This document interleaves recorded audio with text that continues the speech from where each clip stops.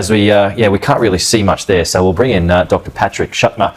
He's the Associate Teaching Professor at Seattle University who specialises in US politics.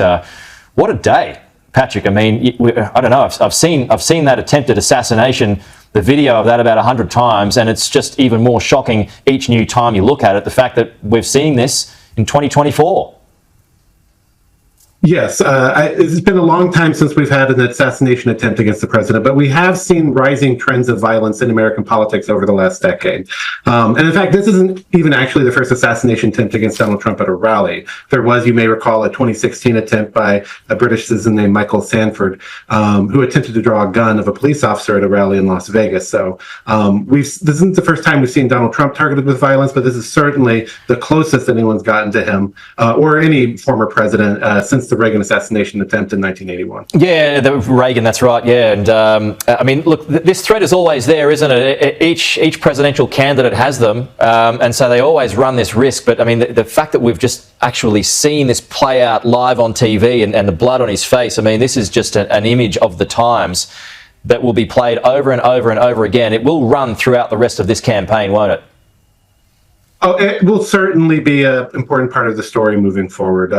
Both the incident itself and the president's reaction to it will unavoidably become part of what the voters are going to be thinking about when they come to making their decisions in November.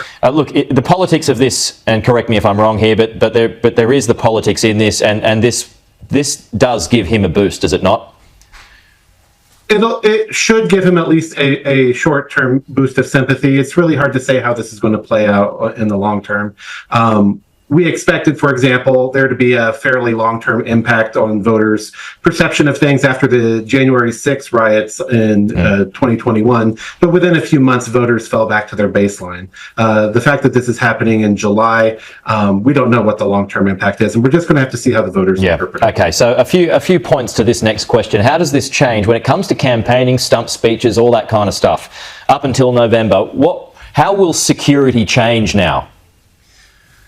Well, security measures are a little bit out of my range of expertise, but in general, we know that these sorts of rallies are the single most vulnerable moments that candidates themselves face. And if we look at Japan a few years ago, Shinzo Abe was assassinated during various campaign meeting.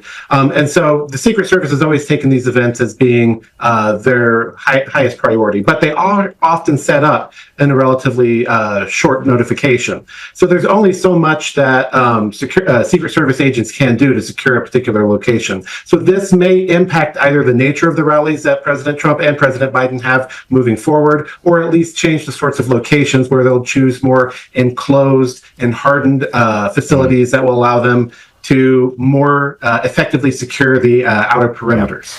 So much has been made about political discourse at the moment that's been fueled by the anger on social media, also been fueled by rhetoric that is used by all sides of politics at the moment. How do you expect messaging could well change over the coming weeks and months, Patrick?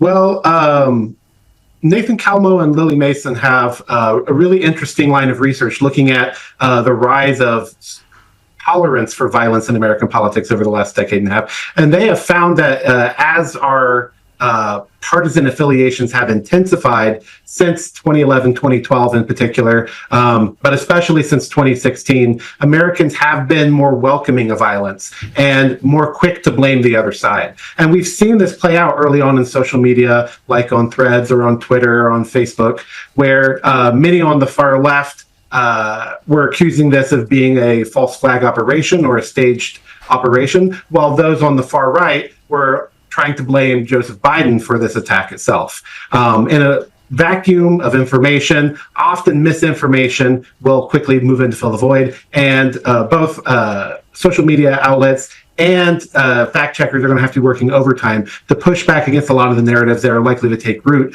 among particularly hardcore partisans, where you could see an inflammation of these hostilities towards one another with such a dramatic attack on the former president. Yeah, okay, that's Dr. Patrick Schuttmer.